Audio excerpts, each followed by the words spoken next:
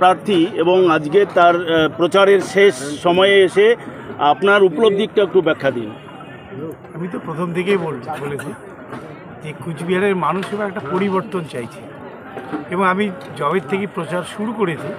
আমি মানুষের চোখ মুখ দেখলে বুঝতে পারি মানুষ কি চাইছেন, এবং আমার 31 বছরের রাজনৈতিক জীবনের একটা অভিজ্ঞতা যে কুচবিহারের মানুষ শুধু সময়ের অপেক্ষা করে আছে যে কুচবিহারের এই পরিবর্তনটা তারা অনেক আগেই সিদ্ধান্ত নিয়ে ফেলেছে, এবং এই জঙ্গল রাজের এই অবসান তারা কুচবিহারের মানুষ চাইছে। এবং আগামী পরশু সবাই তারা তৃণমূল কংগ্রেসের জোড়াফুল চিহ্নের বোতামে তারা ভোট দেবেন, এটা তারা সিদ্ধান্ত নিয়ে ফেলেছেন, শুধু সময়ের অপেক্ষা।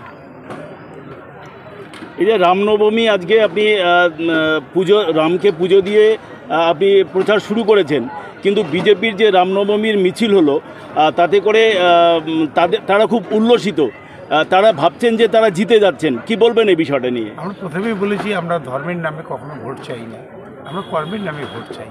রাম আরাধ্য দেবতা, ভগবান পুরুষোত্তম, তার আজকে জন্মদিন। আমরা যেমন শ্রীকৃষ্ণের জন্মদিনে জন্মাষ্টমী করি, তেমনি রাম ভগবান তারও জন্মদিন, সেখানে পূজা করা, ভগবানের প্রতি আরাধনা করে আমাদের একটা নৈতিক একটা কর্তব্য।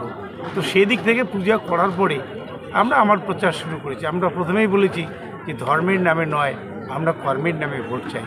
যারা ধর্মের নামে ভোট চায় তাদেরকে জিজ্ঞাসা করুন তারা মানুষের জন্য কী কাজ করেছে। আমরা মানুষের জন্য কাজ করেছি, এবং সেই কাজ মানুষের সামনে আমরা তুলে ধরছি।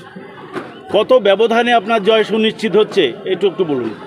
এটা তো আমি গণক নই, এটা কুচবিহারের মানুষ নির্ণয় করবে আগামী 19 তারিখ, এবং 4 তারিখ যখন ভোট গণনা হবে সর্বাধিক রেকর্ড ভোটে আমি এই কুচবিহারের সিটটা জয়ী হব। ওকে, ধন্যবাদ আপনাকে।